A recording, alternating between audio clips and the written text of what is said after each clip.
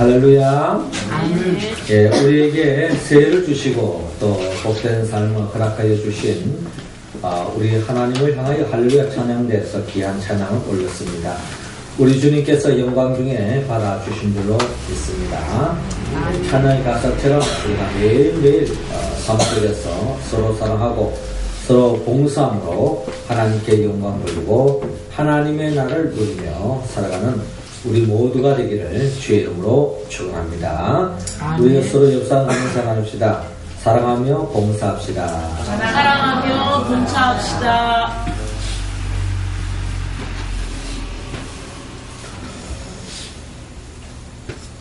예, 지구촌에는 겨울을 맞이해서 우리 한반도를 중심으로 아주 추운 겨울이 계속 진행되고 있습니다.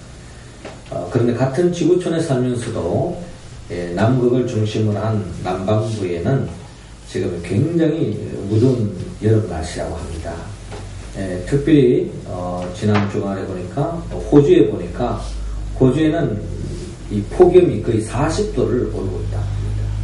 우리는 영하 추위로 인해가지고 굉장히 좀 떨고 있는데 그쪽에는 40도 이상으로 일어나는 폭염이라는 아이가 너무나도 무더운 나날을 보내고 있는데 특별히 호주에는 약 200여 군데가 산불이 나가지고 굉장한 그런 어려움을 겪고 있다고 합니다. 그런데 지난 주간에 보니까 뉴스에 보니 어느 한 가정이 이런 산불로 인해 가지고 그 지역이 전부 다 불바다가 되었는데 그 속에서 살아남은 가정을 한 일가족을 소개한 바가 있습니다.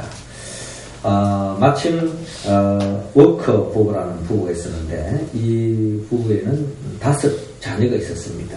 그래서 자녀가 있는데 마침 이 가정의 집안에 장례식이 생겼어요. 그래서 이제 장례식에 참여하기 위해서 자기의 사랑하는 5 자녀를 자신의 외할아버지, 외할머니 댁에다가 이 자녀를 이제 맡겨놓고 이 장례식에 참여하기 위해서 차를 타고 가는데 마침 그 지역에 산불이 난 거예요. 근데 그 산불이 자기 외할아버지, 외할머니가 살고 있는 또 자기 자녀를 맡기고 있는 그쪽 지역으로 불이 다 번지게 되었습니다. 그래서 이제 장례식 가는 그 과정에 어쩔 수 없는 그런 상황이고 다시 이제 급하게 집으로 외할아버지, 외할머니 아이들이 있는 곳으로 돌아가려고 하더라도 그게 너무나 산불이 크게 번져가지고 도저히 접근할 수가 없는 거예요.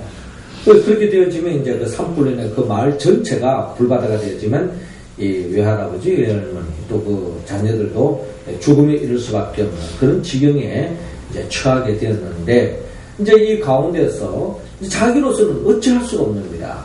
접근할 수가 없고 소방대원들도 다 막아서 차를 더 이상 통행 못하도록 이제 막으니까 굉장히 안절부절하겠죠.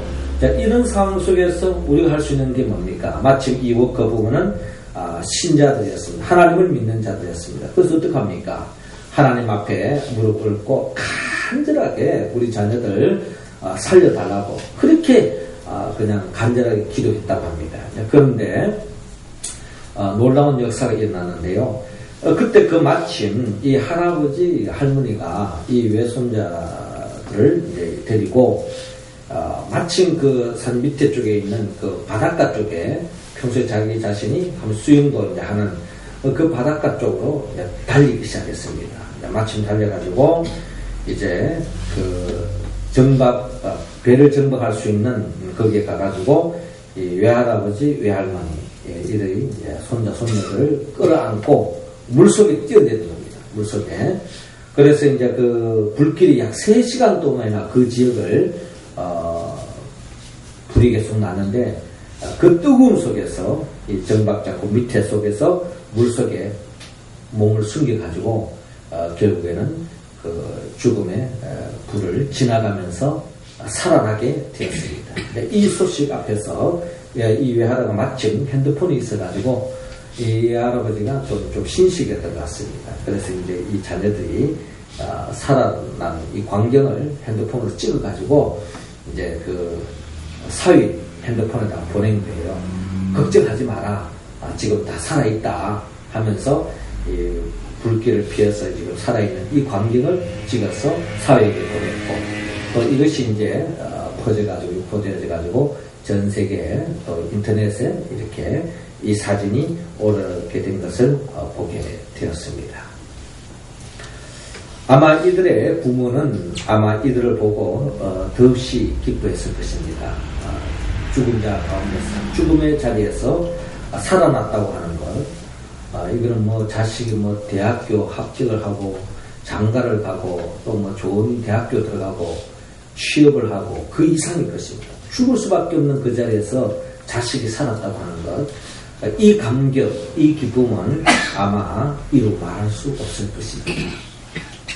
오늘 성경의 본문에 보면은 마치 살아있는 이 자녀를 보면서 너무나도 기뻐하는 부모의 그런 마음과 같이 오늘 하나님 아버지께서 예수님을 바라보면서 더없이 기뻐하시고 행복한 모습이 오늘 성경의 본문에 기록되어 있는데, 언제 하나님께서 이 예수님을 바라보면서 그토록 기쁨을 금치 못하고 하늘에서 이는 내 사랑하는 아들이요 내 기뻐하는 자다 하는 그 음성을 들을 수 있었습니까? 오늘 성경의 본문에 보니까 예수님께서 세례 요한으로부터 세례를 받고 난 뒤에 그때 하늘문이 열리면서 성령이 비둘같이 임하고, 그리고 또한 하늘의 음성이 들려오는데 이는 내 사랑하는 아들이요 내 기뻐하는 자다라고 하는, 하나님께서 이 예수님을 바라보며 더없이 그 기쁨을 감추지 못하는 그 음성, 그 모습을 우리는 들을 수 있고 오늘 성경을 통하여 우리는 바라볼 수 있습니다. 자, 이러한 모습을 바라보면서 오늘 특별히 오늘은 주연절 첫 번째 주일이면서 예수님의 수세주일입니다. 예수님이 세례를 받은 주일입니다. 그래서 오늘을 기념하는 주일인데, 이처럼 오늘 또 우리도 어떻게 하면은 예수님과 같이 우리 성도들 한 사람 한 사람을 바라볼 때, 또 우리 교회 공동체를 바라볼 때 이는 내 기뻐하는 자요 또 내가 더없이 사랑하는 자다라고 칭함을 받을 수 있는 우리 성도들, 또한 우리 교회의 모습이 되기를 우리는 소망해 봅니다. 오늘 성경은 어떻게 하면 하나님께서 이는 내가 가장 사랑하는 교회요, 내가 가장 기뻐하는 교회요, 성도다라고 말할 수 있는 그 음성을 들으려면 오늘 성경을 통하여 우리는 어떤 삶으로 나아가야 합니까? 오늘 성경은 오늘 본문 16절을 중심으로 주님을 높이라고 먼저 말씀하고 있습니다. 자, 오늘 본문 16절 말씀 우리 같이 한번 읽어봅니다. 시작.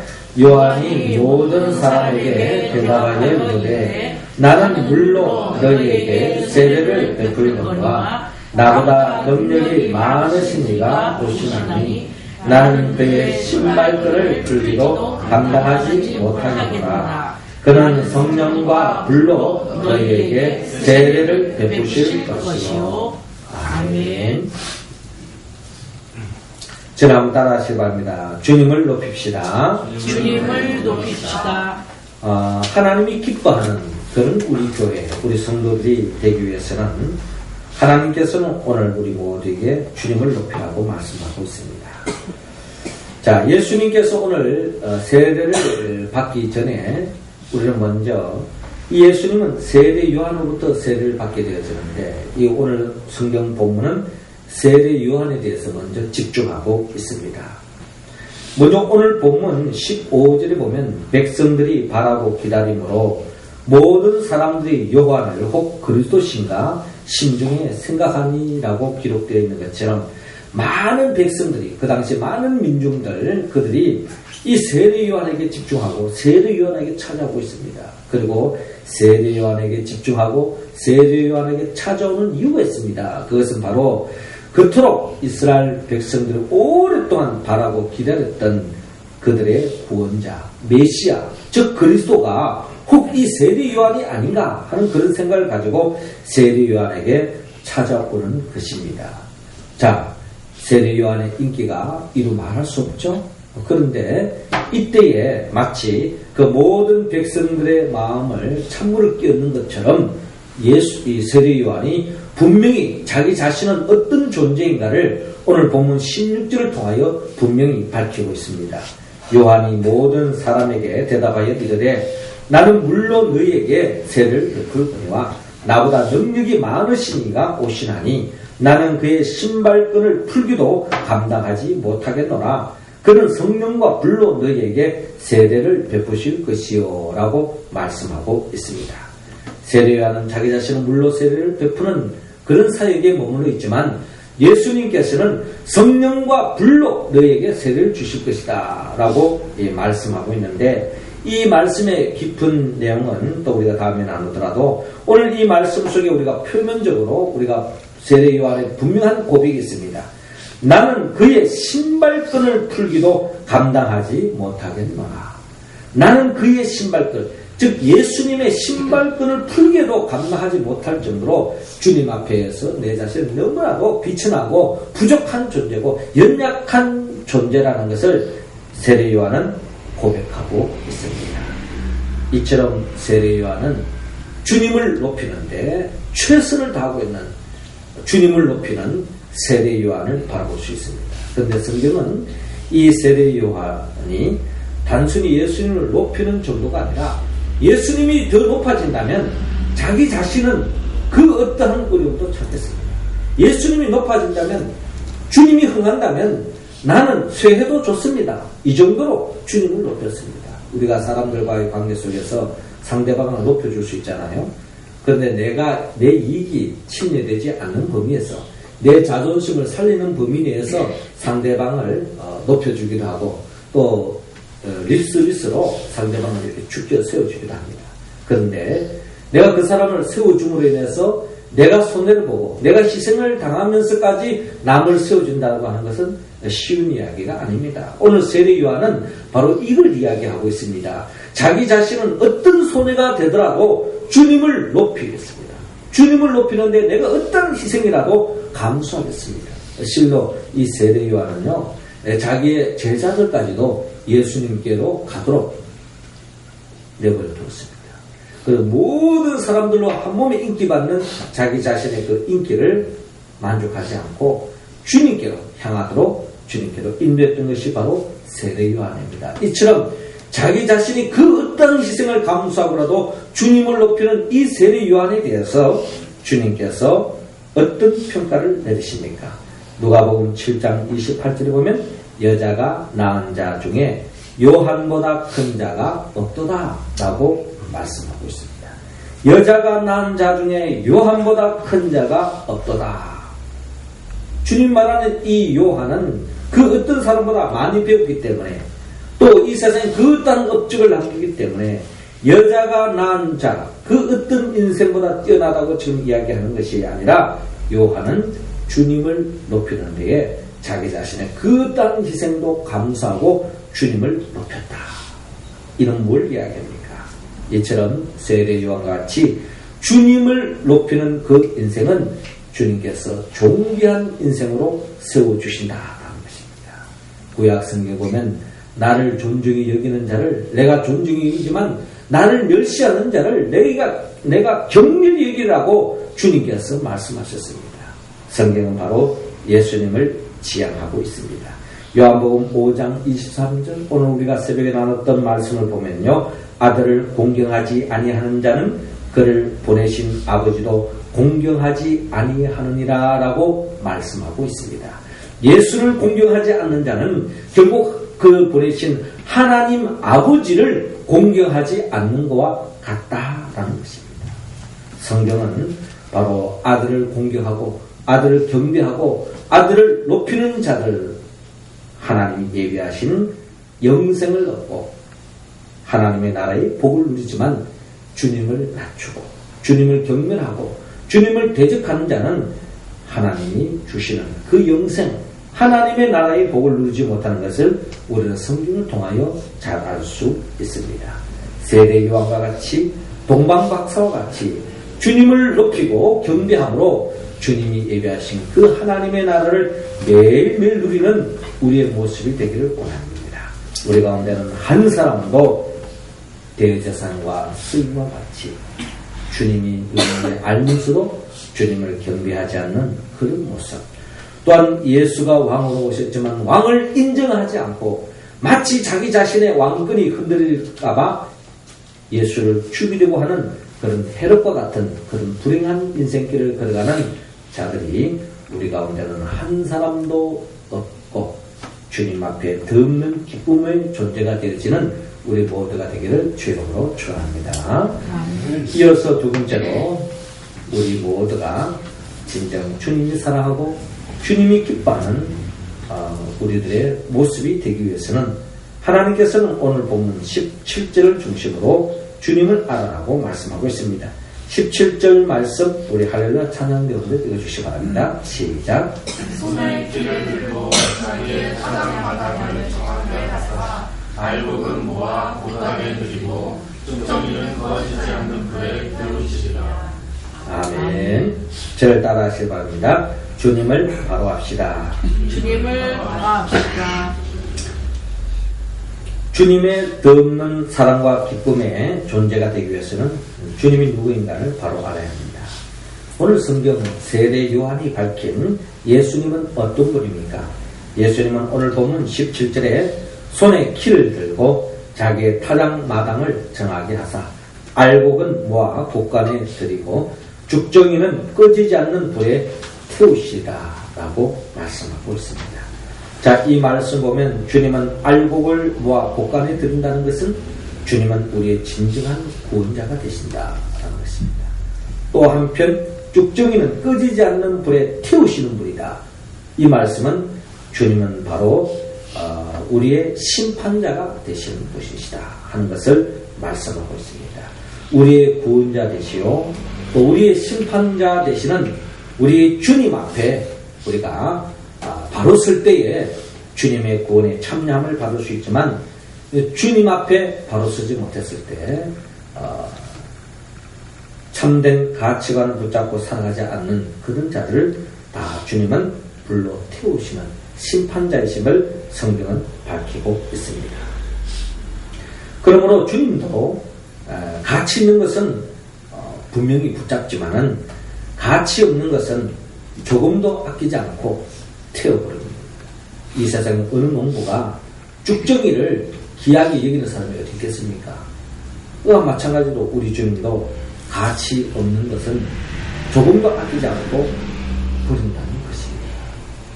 우리는 이 세상을 살면서 참된 가치 있는 것이 무엇이고 가치 없는 것이 무엇인지 우리는 혼란에 빠질 때가 많습니다. 세상 사람들이 추구하는 그 가치관에 우리 믿음의 사람들이 이 가치 혼란 속에 살아가는 사람들이 너무나 많다는 것입니다. 이러한 삶은 하나님이 기뻐하지 않는 삶으로 나아갈 수밖에 없습니다.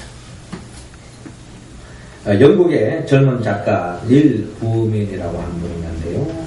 이분이 아주 우리에게 충격을 주는 책을 쓴 바가 있습니다. 그 책의 제목은 나는 왜 루이비통을 불태웠는가 하는 제목입니다. 좀 어떻게 보면 굉장히 좀 자극적이고 뭔가 우리의 관심을 끄는 듯한 그런 책의 제목입니다. 이 부맨, 이 닐 부맨은 그는 어려서부터 이 명품만을 찾는 명품 중독에 걸렸습니다. 그는 명품을 가지지 않으면 불안해서 살 수가 없었습니다.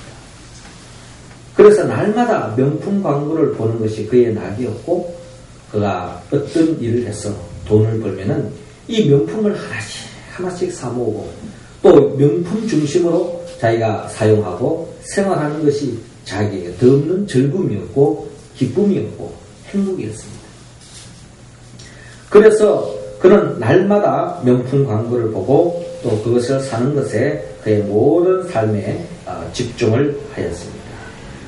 루비통 가방, 또 지갑, 또 제가 읽기도 발음하기도 힘든 뭐 여러 가지 그 명품들, 뭐 티셔츠, 또 재킷, 양말, 심지어 청바지, 신발, 핸드폰, 컴퓨터, 텔레비전, 주전자, 머리에서는 샴푸도 다 이 명품 아니면 취급을 안 하는 겁니다. 자, 이런 명품의 중독에 빠지게 되었습니다. 그런데 그는 어느 날 우연히 책을 읽다가 그 책의 내용에 이런 내용이 적혀있는 걸 보고 충격을 받았습니다. 그 책의 내용은 이런 글이 적혀 있었습니다. 광고의 목적은 광고를 보는 사람으로 하여금 현재 자신의 삶에 불만을 느끼게 만들어 광고 속 제품을 사도록 부추긴다. 자기들이 광고하는 그 물건을 가지지 않으면 그 사람은 아무것도 아니라는 불안감만을 조장할 뿐이다. 라고 말하는 것입니다. 자, 이게 이제 기업인들의 승리라는 것입니다. 사람들에게 이제 우리가 텔레보면 알게 모르고 원하도 원치 않던 텔레보면 사이사이에 이제 광고가 뜨게 되어지고 또 제품 무슨 프로그램을 보더라도 다 광고를 우리가 보기 시작하잖아요. 그러다 보면 우리가 선택 여지 없이 그 광고에 다 노출되어 있는데 이 광고 속에서 그 광고비가 여러분 아다시피 천문학적인 돈입니다. 예. 그 광고 모델도 엄청난 돈을 지불하지만은 그 광고 시간 단 그 10초, 15초 이런 짧은 시간에 엄청난 그 기업들이 투자를 하는 것은 거기에 뭔가 이윤이 남기 때문입니다.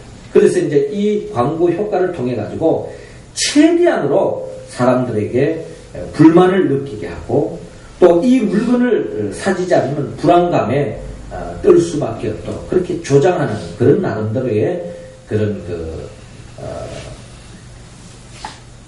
뭐랄까요?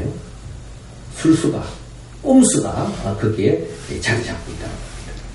그래서 이제 이분이 이 글을 읽으면서 아닌 게 아니라 자기 자신도 그만큼 많은 그 명품을 가지고 있지만서도 자기 삶에 진정한 만족, 행복이 없더라는 것입니다. 자, 그래서 그는 한 6개월 동안 마음을 정리하고 결단을 내렸습니다. 그래서 자기가 소지하고 있는 명품 브랜드를 다 모았습니다. 그래서 런던의 핀스베리 광장에 모아놓고 명품 브랜드 화형식을 거행했습니다. 예, 어떻게 보면 하나의 퍼포먼스라고도 볼 수 있겠죠. 그래서 이제 명품을 다 모아놓고 이제 화형식을 하게 되는데 아마 이 광경을 본 사람은 저 그냥 내 하나 주지 하는 사람도 아마 그 중에도 많았을 거예요. 예. 그런 가운데 이제 자기가 결단하고 화형식을 다 태워버렸습니다. 다 태우면서 이제 이렇게 이제 고백을 하는 겁니다. 저는 브랜드 중독자입니다. 저는 명품 브랜드를 구입하면 성공하는 사람이 될 줄로 알았습니다. 저는 현재 그렇지 못합니다. 오늘 저는 브랜드 중독으로부터 영원히 벗어날 것입니다. 저는 드디어 해방되었습니다. 하는 그런 고백을 그 당시 그 광장에서 읽으면서 또 자기의 그 책에다가 그렇게 기록된 것을 본 바가 있습니다. 닐 부음에는 명품을 태우면서 명품보다 더 중요한 삶의 가치를 가지고 살기로 결정했습니다. 지금까지 여러분들의 삶의 가치를 물질적인 것만 두고 살아왔다면 우리는 이제 영원한 영적인 것에 삶의 가치를 두고 살아야 할 것입니다. 주님이 우리에게 보여주신 최고의 가치가 있다면 그것은 바로 주님께서 이 땅에 오신 목적을 우리는 들여다보면 됩니다. 주님께서 하늘의 영광의 보좌를 버리고 인간의 몸을 이 땅에 오신 이유가 뭡니까?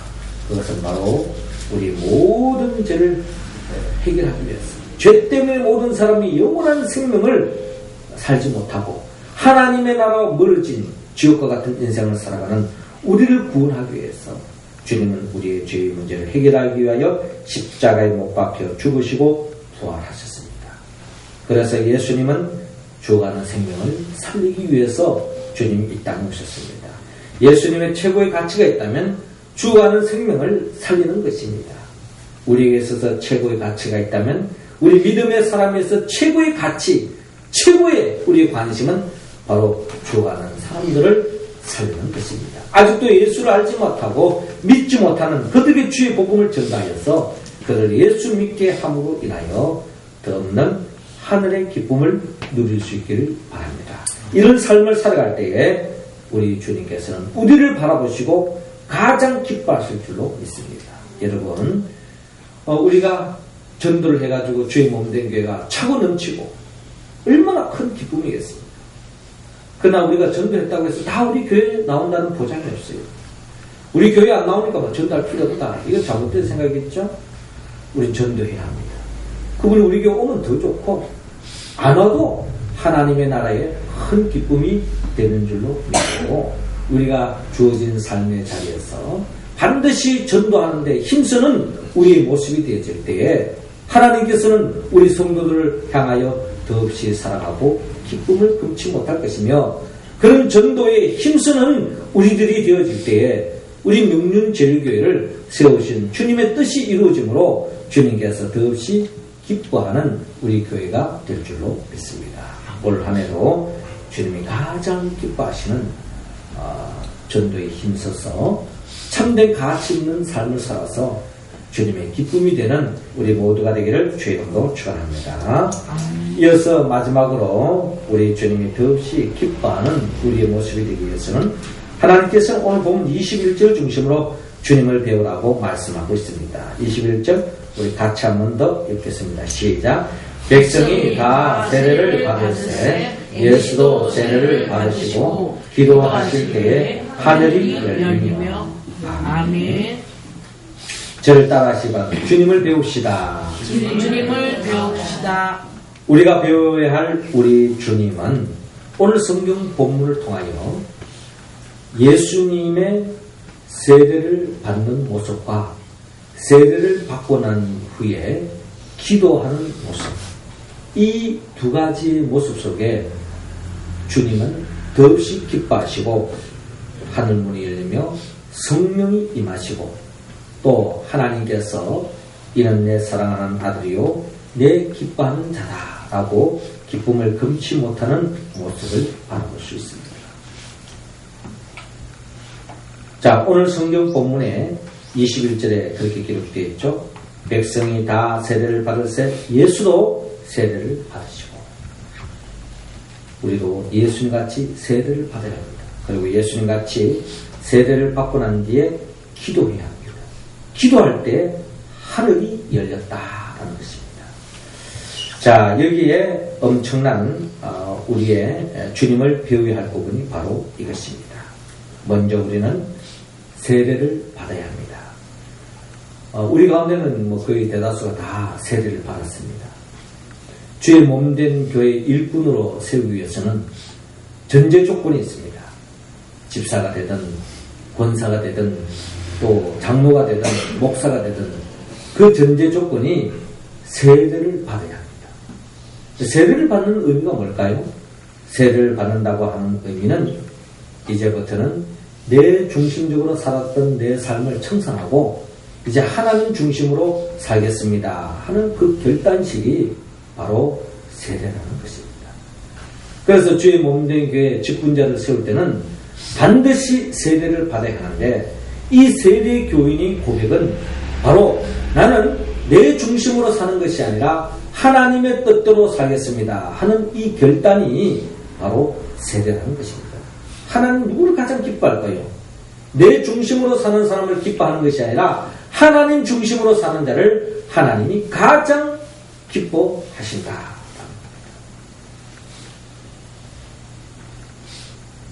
주의 몸된 교회에 어떤 사람이 일꾼이 되어야 합니까?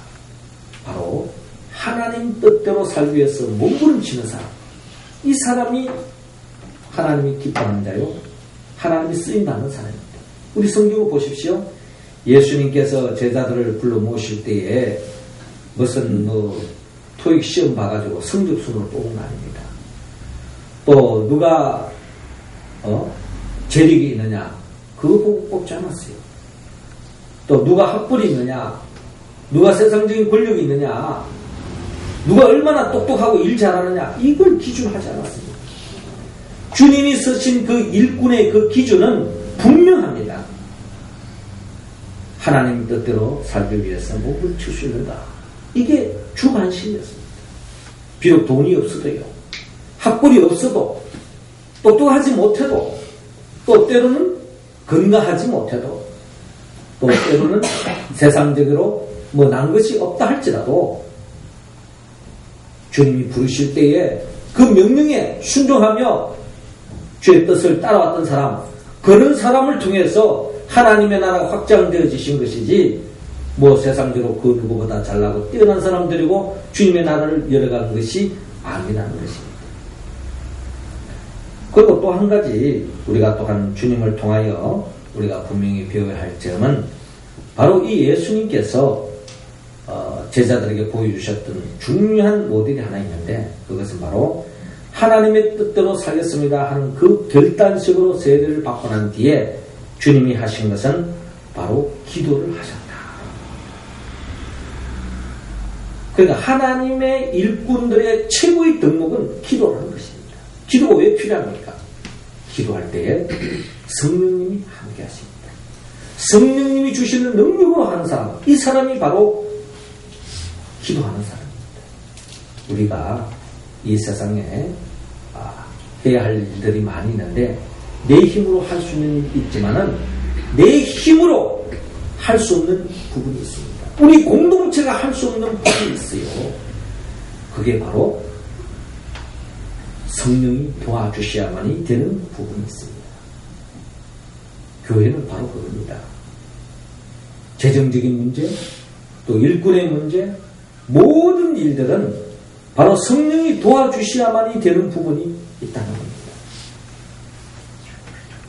그렇기 때문에 우리는 기도를 해야 합니다.